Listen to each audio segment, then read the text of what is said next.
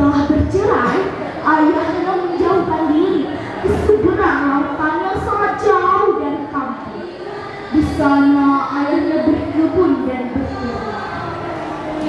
Teman-teman, ternyata perceraian itu membuat sang ayah merasa sangat sedih, sehingga ia tidak mau lagi berjumpa dengan si Ketar.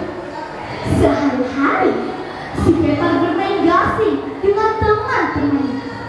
Ia juga termasuk anak yang cerdik, tangkas, serta jujur dalam bermain. Ia juga tidak pernah terkalahkan oleh teman-temannya.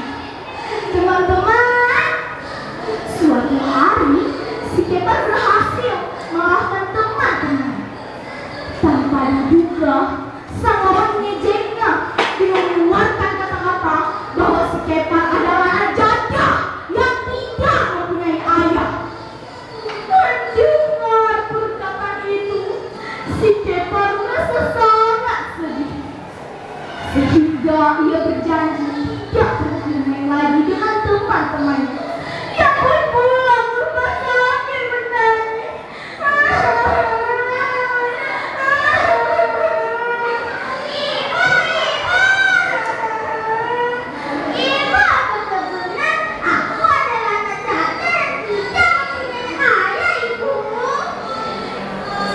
Mendengar pertanyaan sang anak, sang ibu tidak mau menjawab dan hanya terdiam, tidak mengeluarkan sepatah kata. Si Ketar pun terus bertanya dan terus bertanya lagi, sampai pada akhirnya ia bertanya kesekian kalinya. Ibu, benar ibu? Aku adalah anak janda yang tidak mempunyai ayah. Ibu, benar ibu? Kalau benar, aku pun pergi dari rumah. Tapi kalau tidak benar, bagaimana dengan ayah saya, ibu? Tanya si Ketar kepada ibunya. Dengan meneteskan air mata, sang ibu menjawab, "Benar anakku, kamu mempunyai seorang ayah, tetapi ayahmu telah lama bercerai dengan ibu. Ibu mendengar kabar bahwa ayahmu tinggal di seberang lautan yang sangat jauh dari kampung. Di sana ayahmu berkebun dan berternak." Kata sang ibu. Mendengar perkataan itu, si Ketar meminta maaf karena sebelumnya ia telah berkata dengan penuh amarah. Teman-teman, keesokan harinya si Ketar meminta izin kepada ibunya untuk mencari keberadaan sang ayah. Sang ibu pun mengizinkannya. Si Ketar memohon perlindungan kepada Allah. Ya Allah, aku ingin sekali berjumpa dengan ayahku. Tunjukilah jalan untuk aku bertemu dengan ayahku, ya Allah. Aku sangat merindukannya. Amin. Teman-teman, tiba-tiba si Ketar berada di sebuah kebun yang sangatlah luas. Ia pun melihat apakah di sana ada pemilik kebun. Tiba-tiba ada seorang pemilik kebun mencurigainya.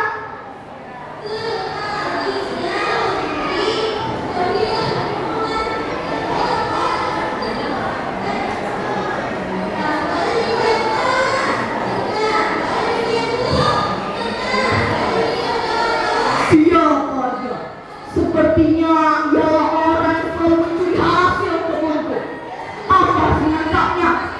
Sang pemilik kebun itu pun berlari dan langsung menangkap tangan si Ketar. Hei kau adalah orang yang selalu mencuri hasil kebunku, kan? Sudah kutangkap kau dan akan kupenjarakan kau, kata sang pemilik kebun. Si Ketar pun berkata, "Lepaskan aku,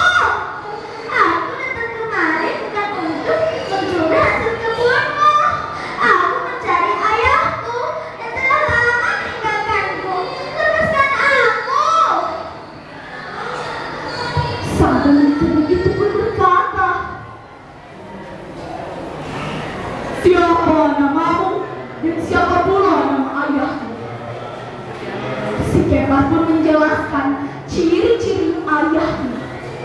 Belum habis si Kepar menjelaskan, sang pemilik kebun itu pun berkata, "Akulah ayahmu, wahai anakku, aku sangat merindukan." Sang ayah pun mengajak si Kepar untuk masuk ke dalam rumah. Ia pun memperlihatkan harta-hartanya yang sangat banyak. Teman-teman, hari demi hari berganti. Si Kepar pun khawatir dengan keadaan ibunya di kampung. Ia pun berkata kepada sang ayah kalau ia ingin menemui ibunya di kampung. Ayahnya pun mengizinkannya dan ayah membekalinya dengan harta-hartanya dan juga hasil panennya. Si Kepar pun pulang ke rumah dan sangat gembira. Sesampainya di rumah, Ibu, Assalamualaikum, Ibu. Waalaikumsalam, anakku, aku sangat merindukanmu. Tetapi apa yang kau bawa itu, hai anakku, itu sangatlah banyak. Ini ayah beri kepadaku. Ini sangat banyak, hai ibu. Ada sayuran, ada emas, dan banyak yang lainnya.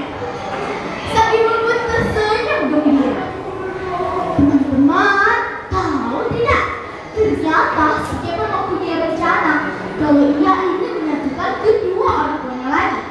Ia pun berkata kepada sang ibu kalau sang ayah telah meninggal dunia, dan ia berkata kepada sang ayah bahwa sang ibu telah meninggal dunia. Tetapi rencana itu gagal. Namun ia tidak menyerah. Ia pun mempunyai rencana kedua. Ia berkata kepada sang ibu kalau ia bisa mencari pengganti sang ayah, dan ia juga berkata kepada sang ayah kalau ia bisa mencari pengganti sang ibu. Ayah dan ibunya pun menyetujuinya, tetapi dengan syarat ia yang mencari pengganti. Ia pun mempersiapkan hari-hari pernikahan.